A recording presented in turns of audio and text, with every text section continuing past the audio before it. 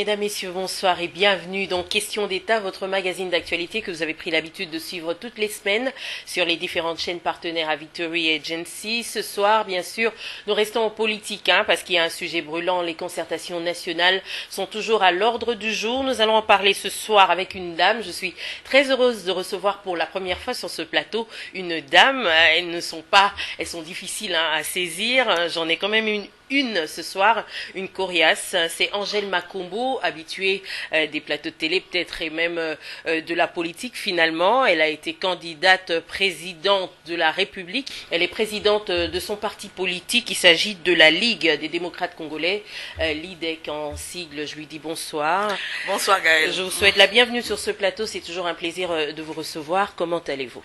Je vais bien, c'est toujours un plaisir aussi d'être interviewée par vous. Merci beaucoup. Alors, comment vous vous portez, mais surtout, comment va le parti politique, votre parti politique, la LIDEC? La LIDEC se porte bien, c'est un combat de longue haleine, donc nous sommes toujours en train de mobiliser davantage, d'implanter davantage, le pays étant grand. Est-ce que vous n'aviez pas minimisé en fait? Est-ce que vous ne vous trouvez pas essoufflé à ce jour? Oh non, pas du tout. On a des défis à relever, évidemment, des défis d'implantation. Le pays étant immense, Kinshasa n'est pas le Congo, donc il faut aller un peu partout. Et bon, c'est un combat, un processus permanent de avoir les membres, de les fidéliser, de leur demander de contribuer. C'est pas facile. C'est pas une culture, voilà, généralement, le président du parti, il nourrit un peu tout ce qui doit venir. Et les gens pensent que voilà, le président du parti doit tout apporter pour le fonctionnement du parti, mais également pour même des problèmes personnels. Maladie, Minerva, l'enterrement. Vous avez les moyens pour... ça va vous ruiner. Dieu merci, ça ne me ruine pas encore, mais on est là, on continue, et puis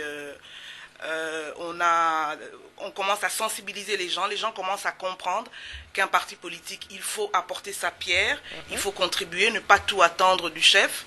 Les gens commencent à comprendre petit à petit. Pas facile en RDC de comptabiliser également les membres. Est-ce que vous êtes sûr que les membres de la LIDEC sont vraiment que des membres de la LIDEC et non pas... En tout cas, nous essayons de le faire et on n'est jamais sûr de rien. Vous savez, il y a toujours des brebis galeuses, des gens qui sont avec vous mais qui sont peut-être avec d'autres aussi. Mais je peux dire que je suis satisfaite, je peux compter sur une bonne équipe et sur des membres vraiment qui sont loyaux, qui veulent continuer ce chemin avec nous. Surtout qu'on vous accuse d'entretenir en fait un parti de famille familiale. Est-ce que c'est peut-être ça qui vous rassure? Oh, pas du tout, parce que quand on regarde... Vous avez autour de vous votre sœur, les membres de votre famille. Quand on regarde l'organigramme du parti, on se rend bien compte que c'est absolument faux. Je suis la présidente nationale, mais le premier vice-président est Maître José Mbele, il est du Bas-Congo. Le deuxième vice-président est Serge Sekele du Bandundu. Le secrétaire général Mendela, il est de la province orientale, et on est l'un des rares partis justement où au niveau au sommet du parti, il y a vraiment Vous êtes la seule femme dans ce directoire. Diversité géopolitique. Voilà, je suis la seule femme. Nous demandons à d'autres de nous rejoindre. On a des cadres, des jeunes cadres, des femmes que nous poussons et qui sont en train d'apprendre. C'est pas les compétences qui manquent quand même. Les compétences manquent quand même, quand même. Et puis aussi l'audace de se lancer en politique. Ça fait peur aux femmes. Voilà, on voit beaucoup de femmes se lancer plutôt dans des associations, être dans la société civile, où elles sont très compétentes, mais en politique, elles hésitent. Donc, on surtout est là. Quand c'est une femme à la tête, on connaît un peu ce slogan violence de la femme faite à la femme. Une femme à la tête d'un parti, c'est plutôt de la dictature en perspective. Oh, justement, ils découvrent qu'il y a un autre style, que quand on dit que nous voulons vraiment introduire le changement, on est des vrais démocrates, ils s'en rendent compte que dans le parti, vraiment, il n'y a pas de question taboue, il y a la discussion, c'est ouvert, et les gens, au jour le jour, mois après mois, commencent vraiment à découvrir la LIDEC. Et c'est une bonne chose. Quelle est votre démarche pour cette adhésion? Vous allez vers elle? Est-ce qu'il y a des campagnes comme ça où vous descendez sur le terrain? On vous voit pas Bien très sûr, souvent, nous allons sur le terrain, mais en même temps, une personne qui a adhéré, nous lui demandons de aussi porter la bonne parole pour pouvoir faire joindre d'autres personnes. Donc c'est vraiment un exercice permanent qu'il faut faire. Voilà, on va faire un peu de rétro. Je rappelais tout à l'heure, vous étiez candidate président de la République. Finalement, ça s'est passé comment ça s'est passé au sein de l'opposition? Vous couriez après une candidature unique, si on peut le dire ainsi. Finalement, quel est votre bilan Finalement, de tout ça? oui, on cherchait un candidat commun parce que c'était le mot consacré, on ne voulait pas du mot unique. Voilà. Et puis parce que on se disait bien que si on va en ordre dispersé, on va perdre. Et ce candidat commun, on n'a pas pu le trouver. Moi, j'ai pensé, ne sait jamais se mettre d'accord. J'ai pensé montrer l'exemple dans l'opposition. J'ai dit je me désiste, pensant que les autres allaient me suivre, et les autres, il se trouve que c'était que des candidats masculins. On connaît l'ego des hommes. Ils disaient non, c'est pas moi, c'est personne d'autre.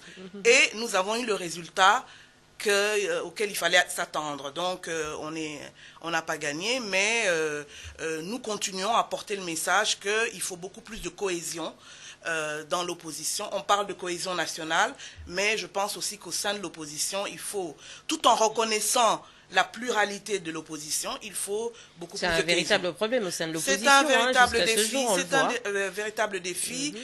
Vous êtes au courant, on n'est pas tous aux concertations nationales, donc, mais on ne désespère pas de pouvoir. Je ne me fais pas d'illusions, elle sera jamais homogène. Et puis d'ailleurs, je ne pense pas qu'il faut souhaiter qu'elle soit homogène.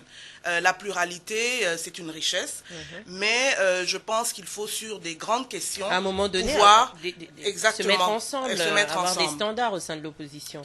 Exactement, et malheureusement, jusqu'à présent, on n'a pas encore atteint cet objectif. Alors, la LIDEC s'en est sortie comment au sortir de ces élections? Vous avez au moins un député ou pas? Non, la LIDEC est un des partis, en tout cas, qui s'est fait, je dirais familièrement, arnaquer, s'est fait voler ses voix.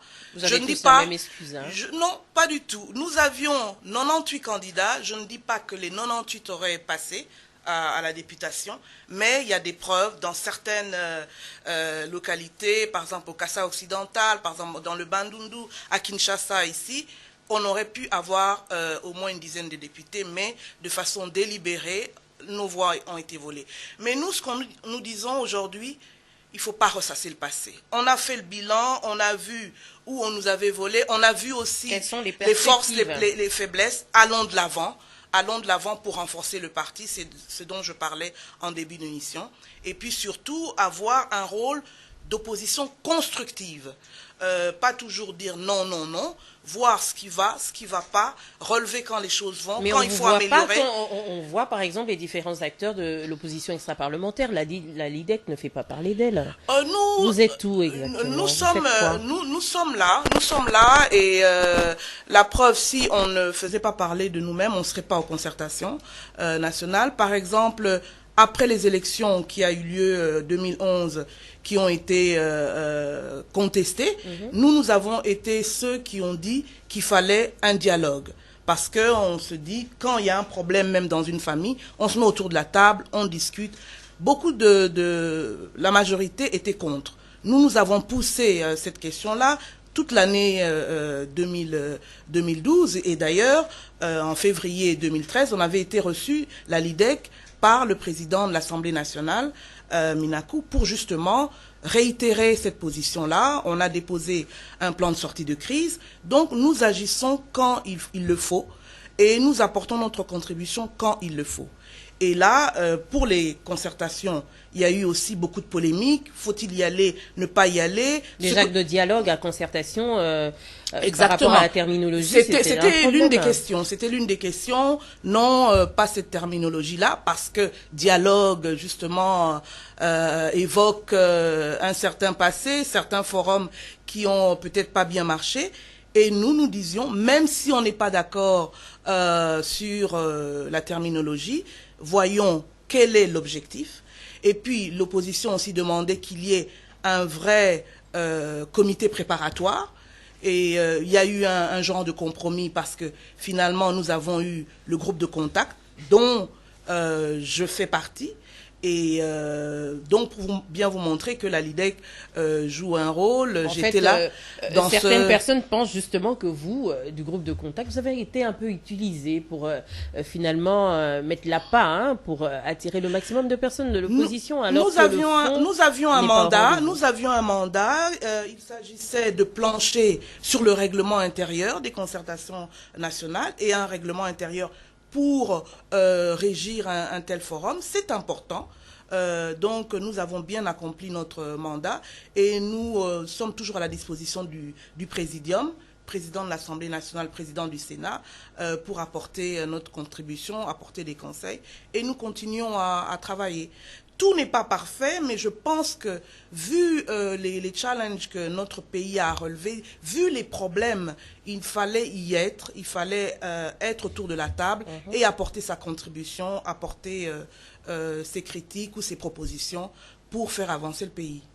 Voilà, on va parler en long et en large au sujet de ces concertations nationales. Mesdames, Messieurs, je vais vous proposer d'abord de ce petit résumé que nous avons fait des concertations nationales. Vous savez qu'elles ont été prolongées d'une semaine, on devrait le dire, devraient se clôturer le 28 de ce mois, le 28 septembre, donc à la fin de cette semaine. On va essayer de revoir en images tout ce qui s'est passé depuis le début. On se retrouve tout de suite.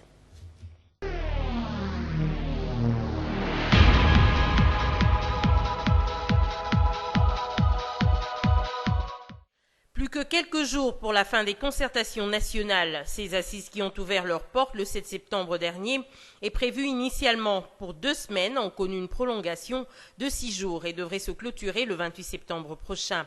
L'on attendait 700 participants, mais l'on est à près de 1000 représentants de différentes franges de Congolais, certains satisfaits du quota leur accordé, d'autres non.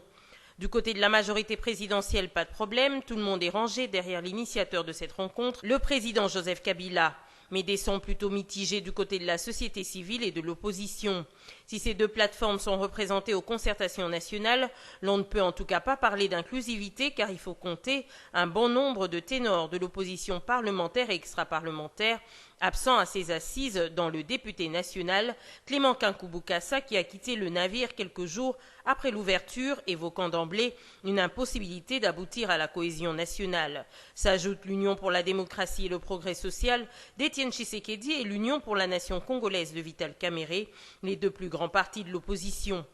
Entre-temps, les débats se sont ouverts autour de 5 groupes thématiques, à savoir gouvernance et réforme des institutions, économie, désarmement et démobilisation des groupes armés, conflits communautaires, paix et réconciliation, ainsi que décentralisation et renforcement de l'autorité de l'État.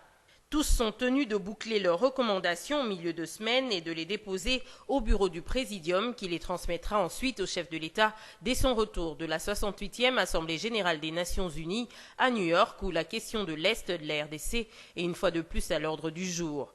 L'opinion publique s'interroge déjà sur l'aboutissement de ces discussions. Auront-elles atteint leur but ou seront-elles tout simplement, comme certains observateurs le craignaient, des assises de plus ? Assistera-t-on à une nouvelle configuration de la majorité présidentielle et de l'opposition? Signalons que les esprits sont désormais tourmentés par l'éventuelle mise en place d'un gouvernement d'union nationale avec formule 1+2 ou encore 1+3, wait and see.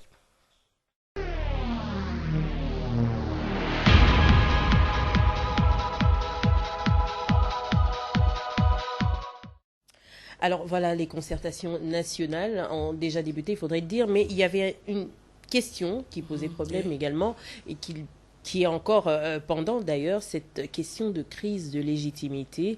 Vous qui êtes au sein des concertations, vous n'avez peut-être pas le même avis là-dessus que ceux qui sont restés en dehors. L'UDPS, j'y pense, Vital Kamerhe avec son UNC. Que peut-on dire de cette crise de légitimité? Nous, à la LIDEC, on l'a dit aussi, et nous le pensons aussi. Nous pensons que des élections contestées où il y a beaucoup de fraude ne peuvent pas vraiment mener à une légitimité reconnue par tous. Et c'est pour ça que nous disions, c'était l'une des raisons pour lesquelles il fallait qu'on se parle.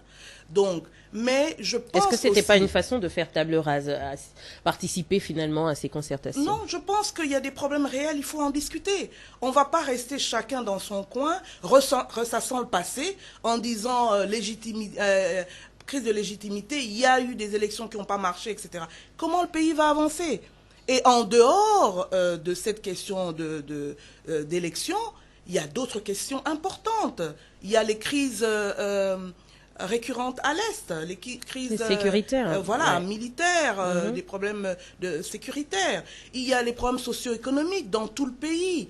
Et il y a les problèmes, on en parle, l'insécurité augmente dans la ville de Kinshasa. Donc, toutes ces questions-là, il faut en parler. Et moi, la question en tout cas qui me tient particulièrement à cœur, c'est les questions sociales. Parce que j'estime vraiment qu'il y a un déficit social énorme dans ce pays.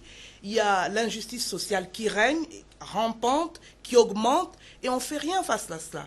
Et en tant que leader politique de l'opposition, faut-il camper dans son coin en disant, en ressassant à chaque fois le passé, oui, et nous, d'ailleurs, la LIDEC, on aurait pu avoir ce rôle, cette attitude négative, à dire on nous a volé nos voix, absence de légitimité. Non, il faut à un moment donné se dire, nous dépassons cela parce que les problèmes qui se posent dans le pays sont absolument importants. Mettons-nous autour de la table et parlons-en. Donc vous fustigez les positions, par exemple, d'Étienne Tshisekedi, président de l'UDPS, et Vital Kamerhe, président de l'UNC, tous deux acteurs politiques importants et partis politiques importants. Ils ont la position qu'ils ont. Moi, je n'ai pas cette position-là. Je pense qu'il faut parler. Et je dis toujours que tant qu'on parle, il y a de l'espoir d'avancer.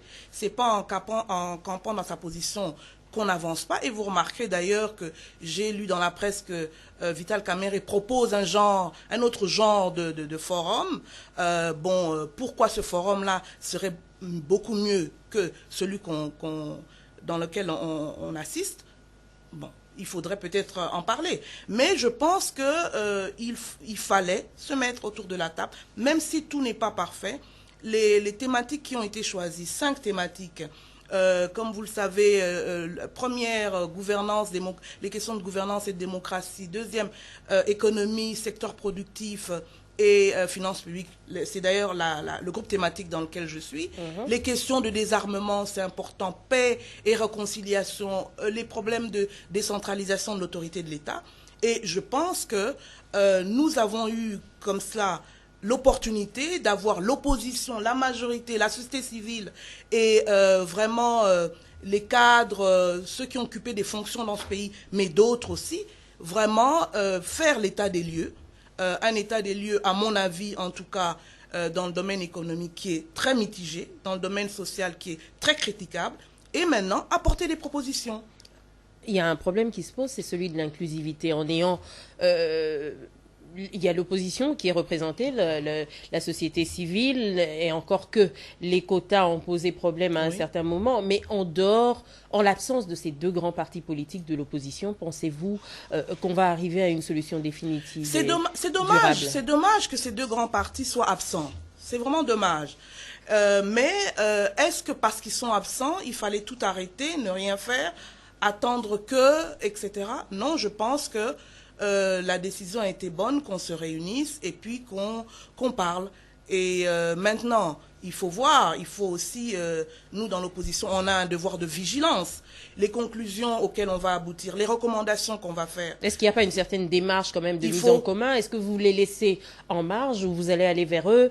Qu'est-ce que vous pensez par rapport à ça? Je pense que certains d'entre nous continuent à leur tendre la main. Il y a toujours des discussions qui se font de façon, je pense, plus informelle que formelle, et nous verrons ce que ça va donner. Mais, effectivement, toute personne sensée, tout Congolais sensé, ne peut que regretter l'absence de ces deux grands leaders. Mais malgré leur absence, nous nous sommes réunis, nous continuons d'ailleurs à discuter et puis nous allons apporter nos recommandations. Maintenant, il faudra être vigilant pour que ces recommandations soient réellement appliquées. Vous saluez l'organisation de ces assises. On va peut-être parler des détails. 700 participants ont été annoncés. Finalement, on serait parti au-delà de 1000. Comment ça se passe, l'organisation? Est-ce qu'on peut voir exactement ce qui se présente? Disons que un tel forum, évidemment, avec tant de monde, beaucoup de gens voulant y être, mais comme on dit, il y a beaucoup d'appelés, peu d'élus. Il fallait prendre un certain nombre. Donc, il y a eu peut-être au début des problèmes dans les questions de liste. Il y a eu des problèmes dans les badges. Mais, en fait, tout est bien qui finit bien. Les gens ont pu avoir... À quoi est dû cet engouement? Est-ce qu'un véritable engagement? Leurs documents, leurs badges, bagarre etc. pour les perdièmes. C'est combien finalement ces perdièmes? Voilà, la presse a annoncé des montants mirobolants. Il paraît que vous êtes déçus quand même, vous-même. Et donc le montant journalier de $50. Bon, c'est vrai que la somme est modique. Mais moi je pense que, en tout cas moi personnellement, et mon parti, nous n'y allions pas pour le per diem. Nous y allions pour réellement discuter des problèmes du pays, voir comment nous pouvons apporter notre contribution. Je pense que c'est ça le plus important, et non le montant. Et j'ai lu aussi et entendu dans la presse que parce que le montant est modique, il y a absentéisme. Moi, en tout cas, je m'inscris en faux. Je m'inscris en faux. Vous pensez que les gens ont le même engagement à ce jour? En tout cas, dans mon groupe thématique, économie, secteur productif, finances publiques, il y a toujours la même assiduité. C'est combien de participants par groupe thématique? La salle est toujours pleine. Mon groupe thématique, c'est 170 personnes. 175. Vous pensez qu'il est possible de s'entendre, de bien discuter dans des conditions optimales? En tout cas, avec un nombre la première semaine, les premiers jours ont été consacrés à faire l'état des lieux. Et ceux qui voulaient participer, ceux qui voulaient parler ont eu l'occasion de parler, de faire un exposé. C'était un exposé de 10 minutes. Moi, j'ai eu l'opportunité de le faire aussi. Et ensuite, c'était suivi d'un débat. Donc, c'était très enrichissant. C'était très utile cet échange entre Congolais, fils et fils de ce pays. Et puis, on avait aussi, je dirais, la chance d'avoir des personnalités qui ont occupé des grandes des positions de décision dans ce pays. Et c'était important aussi d'échanger avec eux, de les contredire sur certains points, etc. Donc maintenant, on est dans la phase de boucler notre rapport sur l'état des lieux et ensuite on va passer aux recommandations. On sait où vont les rapports après. C'est pas les premières assises qui ont. Et c'est pour cela que je parlais de devoir de vigilance. Oui. Je parlais de devoir de vigilance et c'est vrai que c'est une question qui a fait l'objet d'une polémique entre l'opposition et la majorité parce qu'on disait l'ordonnance du président Kabila adopté en juin et ensuite les règlements intérieurs des concertations nationales, ces documents disent que il appartient au chef de l'État de trancher. Il va recevoir nos recommandations. Il va recevoir nos recommandations et trancher. Je suis pas aussi négative que vous. Pas le travail pour rien. Au contraire, c'est un travail vraiment très intéressant, utile. Vous me direz qu'il a été fait avant. On a eu la conférence nationale souveraine, on a eu Sun City, et beaucoup disent d'ailleurs... Vous faites le travail des commissions parlementaires. Et les Sun City, on n'a pas tout mis en œuvre, mais c'est là où je dis c'est un défi qui nous est lancé. Des questions déjà traitées en commission parlementaire. Oui, mais c'est des questions qui ont été mises à jour. C'est des questions qui n'étaient peut-être pas... versé dans l'opinion publique générale. Par exemple, nous, à la LIDEC, la mission que je me donne maintenant, le fait d'avoir participé à ces concertations, c'est maintenant d'aller à la base, expliquer. J'ai déjà commencé hier avec un petit groupe qui, justement, était aussi sceptique que vous, sinon plus. On a un droit de regard. Et j'explique, je dis, c'est pas qu'on y va avec une naïveté béate en se disant tout va aller bien, etc. Au contraire, on se dit que ce sont des défis qui nous sont lancés et que surtout on a un devoir de vigilance. Sur des questions précises, il faudra dire, vous aviez dit ceci, qu'est-ce qu'il en est?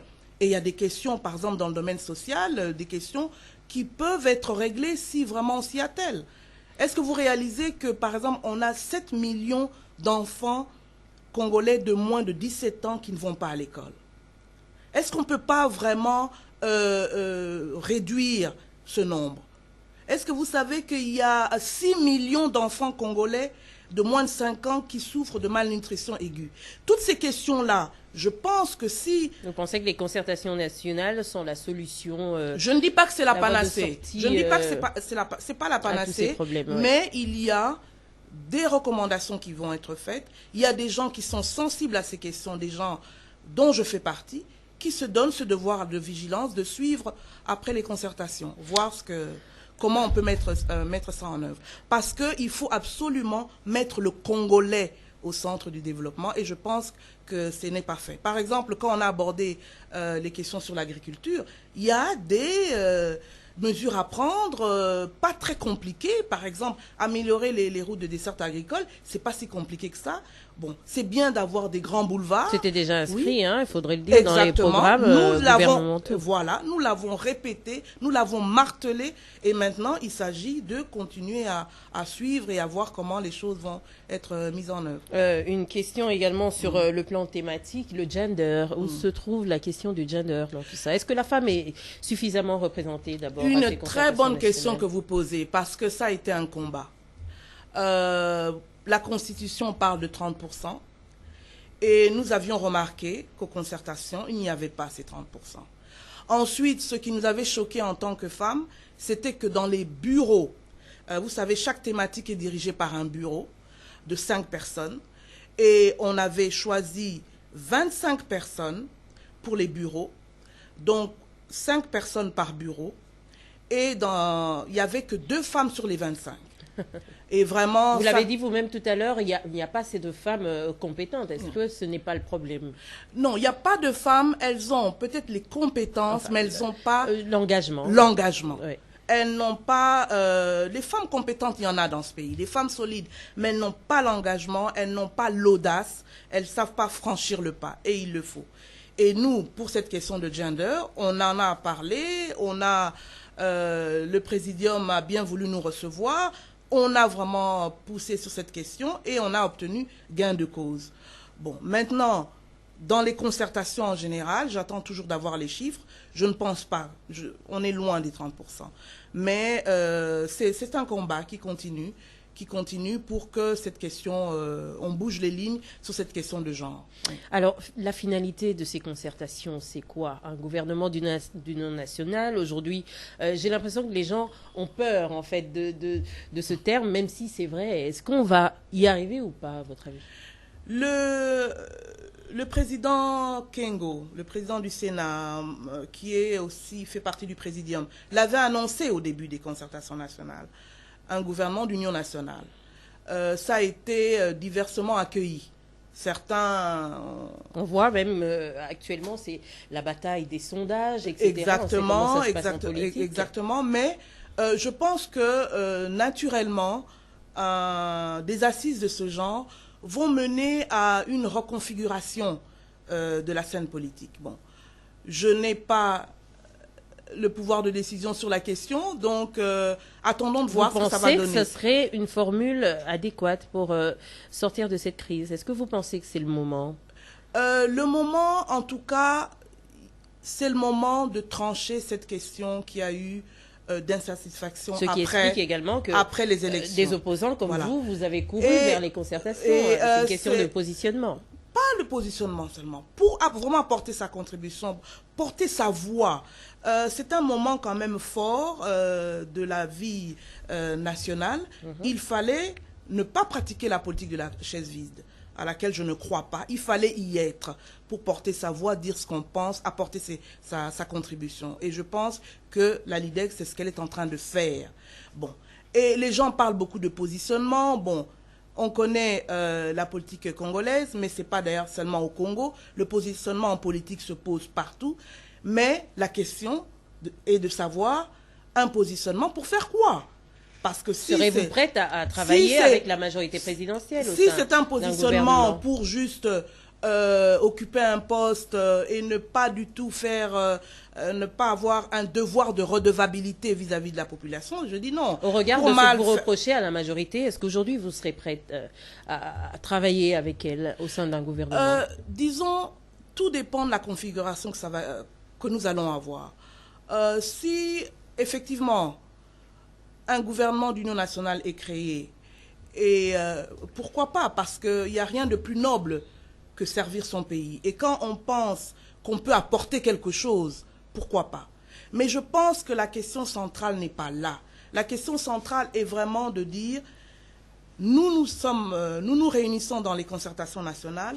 Ces concertations sont très vilipendées par la population en général, très sceptique. Elle est échaudée parce qu'elle en a vu d'autres. Qu'est-ce que nous allons, quelles vont être nos conclusions, nos recommandations? Mais le schéma est quand même important.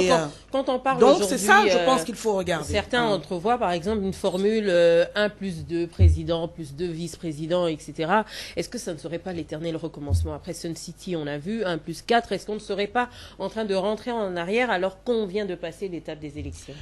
C'est pour ça que je vous disais, le plus important, ce n'est pas une question de positionnement, ce n'est pas une question de configuration, c'est vraiment l'engagement qu'on doit prendre, de dire oui, nous nous sommes réunis, toutes tendances confondues, on a abouti à certaines conclusions, recommandations, et je voudrais juste rappeler... C'est le moment où il faudrait dire non, justement, à ce gouvernement d'union nationale. Et je voudrais juste rappeler que le mot d'ordre, en tout cas, c'est de prendre toutes ces conclusions, recommandations par consensus et dire ce consensus, maintenant, il faut l'appliquer.